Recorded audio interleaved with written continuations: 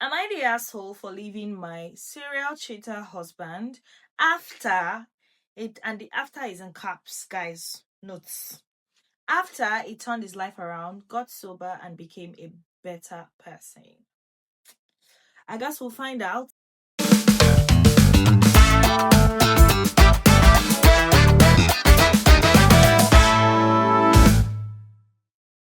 So this is a Reddit story in the Am I the Asshole relationships section. Okay.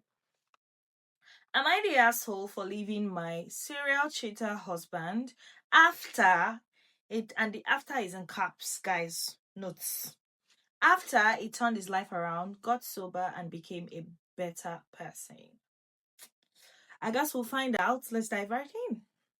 I, 25 female, have been married to my husband, 30 male, for 6 years, and we have no kids. Okay. Looking back, I always felt suspicious of how he interacted with other women, always thinking he was cheating, but I never had proof. About 4 years ago, I found out he was sexting a cam girl we both knew. I considered it cheating. He didn't. We argued, but I thought we worked it out. I couldn't have been more wrong. Oh my God. I don't like how this is going. 2 years ago, he confessed, thanks to a friend's intervention, that he had an online sexual relationship with a neighbor who was also a tenant and co-worker. They never met physically, but it was explicit. His job found out and he got in trouble. Good. I was devastated. We went to counseling, but while trying to heal, he became fixated on a co-worker. Okay, this sounds like an addiction problem. Despite my plea to stop seeing or talking to her, nothing changed. He got caught lying multiple times about still chatting with her, calling me a psycho bitch for accusing him. At the same time, his drinking and drug use got out of control. He smoked a ton of weed, drank heavily, and threatened me when I tried to stop him. This was the point where I entered a permanent state of anxiety, always walking on eggshells, waiting for the next blow up. I did everything I could to make our life work. I moved us away to escape eviction due to his actions, got us housing, found him a job, got myself a job, but he's still showing up late to work, drinking there, and being verbally abusive to me. Okay, he has to go. Then the big turning point came. He got scammed and spent thousands of my money trying to pay them off to prevent his nudes from being leaked. I found out and was furious, but it led to him seeking therapy, getting sober, and losing 100 LBS. That's like 100, I don't know what LBS is, but it's weight. Okay. He started committing to transparency, was diagnosed with BPD, and genuinely seemed dedicated to becoming a better person. I was impressed with how much effort he put into turning his life around. However, the transparency process uncovered more. He was sleeping with his ex during the first year of our marriage and had developed inappropriate online relationship with over 70 women throughout our marriage. At one point, when we were struggling financially, he'd been sending hundreds of dollars to women on OnlyFans and chat rooms. Despite all this, he has turned his life around. He's sober, taking medication for his BPD, and trying to be a better partner. He'd been involved with partners, friends, partners, co-workers, random women, you name it. His infidelity was serial, spanning years, and was clearly a part of a larger pattern of sex addiction. I stood by him through all the chaos, fought for him and believed in him, but recently something shifted. I woke up one day and realized the situation is completely ridiculous. Oh, yes, it is. It was awful and I should have left. But now I have a fear response whenever he touches me. I feel nervous in the same room as he. He opened a can of soda the other day and I physically cringed because the sound reminded me of the alcohol-fueled breakdowns from when he threatened suicide or violence. On multiple occasions, I had to wrestle a razor out of his hand to stop him from hurting himself. Sometimes, nearly injured myself in the process. There was a massive emotional abuse aspect to his alcoholism as well. When he was at his worst, he needed me to be with him constantly. I couldn't have friends. I couldn't go out without him, couldn't do anything without his permission. He never wanted to do anything, just drink and play video games. This was caused an extreme codependency where I became his caretaker, making appointment for him and doing all the housework and generally being the one holding everything together. I was isolated, depressed, and had no life of my own. I stopped doing the things I loved, including dog sports. I'm a professional dog trainer, and one of my dog's careers was severely set back because I was never allowed to focus on anything outside of him. My career took a hit, and I was left with no personal identity. But last year, after the blackmail incident, I said enough. I started doing things for myself. I made new friends, started competing again with my dogs, and took trips. For the first time in years, I felt like I was living again and not just existing to care for him. He did eventually learn to cope with me having a life outside of him, but now that things have settled, he wants me to scale back, pull back from all my activities, and focus on fixing our marriage. Heck no. I just didn't want to give up on the life I started to rebuild.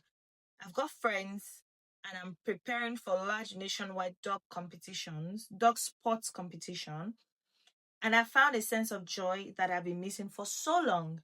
He wants me to sell some of my dog training equipment and quit a few sports to support to focus on repairing our marriage. He wants me to go back to how things used to be when I was more focused on him and isolated and taking care of everything. I feel guilty because he worked so hard to prove himself, but I didn't want to lose this happiness I finally found. I'm scared to go back to the emotional and physical trauma that came with his drinking, abuse, and the isolation. I don't know what to do. I feel like living now, after everything he's done to improve, would be kicking him when he's finally getting his life together. But I also don't want to lose myself again. I feel like it's a either you or me situation, right? It's either the boy or the girl situation. She has had to let herself go before. Like, girl, you've had to let yourself go before so many times. You're finally getting yourself back, and the person that you had to let yourself go for before is telling you to stay, to let yourself go again just because of him. That is a very, very selfish. I feel like that is the most selfish thing a person can do to another person.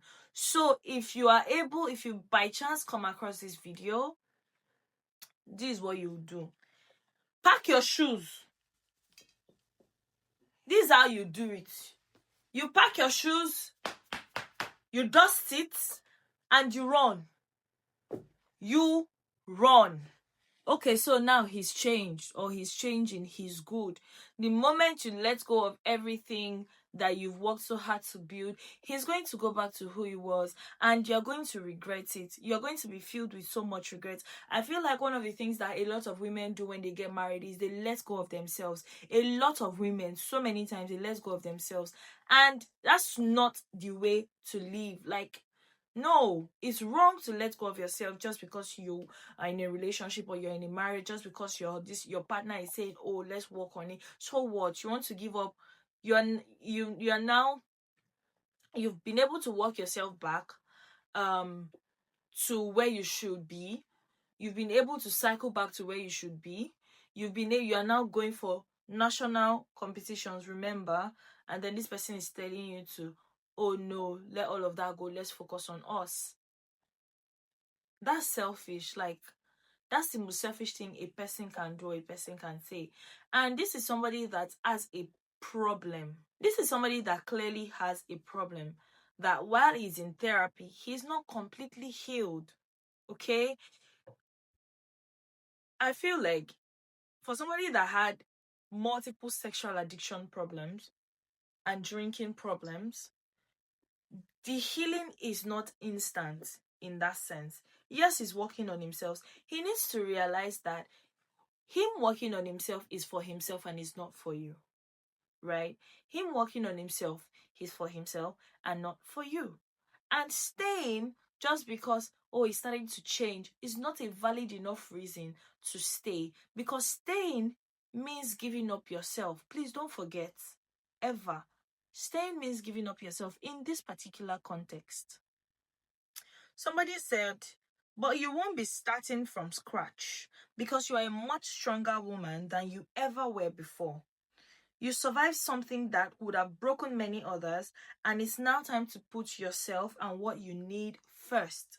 Your husband wants to reel you back to his side so he can go back to controlling what you do, which is 100% real. Because I'm sure he feels intimidated by you having a fulfilling life outside his sphere of control. Remember, before, you did not have a life, you did not have friends, you did not have people around you, and now you're starting to have all of that, and he's saying, oh, let's focus on the marriage, let's make it work. Then when you had nothing, he was out anyway.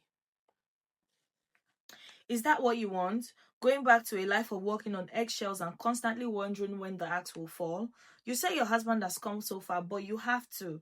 Don't take backward steps. So I feel like you focus a lot on your husband and you're not focusing on the progress that you're making for yourself. And that's why it feels like you're trying to put your husband before yourself. In this context, don't do it. In this context, is every man for himself, God for all of us. Okay? Don't take backward steps, and don't feel like you have to stay with him because he's changed. If you start making yourself small again for him, you will just be repeating the same pattern that you've broken before. Now, if you guys were believers, I would have said go for counseling, like marital counseling. But some people, like the emotional abuse, the verbal abuse, I don't know if it's worth it, to be honest. I don't know. Stand up, OP. It's time to decide what you really want for yourself. Does that include a future with a man you can't trust or respect? A man who's instilled a fear response in you? A man who doesn't want you to have a life outside of him? Do you want to look back in 1, 2, 5, 10 years and wish you'd made choices to put yourself ahead of what he wanted? You are at a crossroad in your life and only you can decide what path you take. I know what I'll choose, so send an update. To be honest, here, like this person said, and this is something I've been very conscious about saying to people more recently these days. At the end of the day, it's your decision to make. At the end of the day, it's your choice, it's your life. You're the one that will deal with the consequence of your actions and your choices and the inactions, remember. So if you decide to stay, you are the one that will deal with walking on eggshells. You are the one that will deal with living in fear. You are the one that will deal with the possibility of waking up to see a man that has drunk himself to stupor, dead. The possibility of a man bringing home STDs to you. You are the one that will deal with that possibility. At the same time, if you choose to walk away, you are the one that will deal with the possibility of a sane mind, sanity. You are the one that will deal with the possibility of having, your life back, doing the things that you love, keeping your friends, hanging out. I'd say think about it well and choose, and make your decision. Cheers, and I'll see you in my next video. Thank you for watching this video till the end. If you did, if you like this video, leave a comment, turn on your notification bell to stay updated for every time we post a video, and I'll see you in my next one. Bye guys, take care.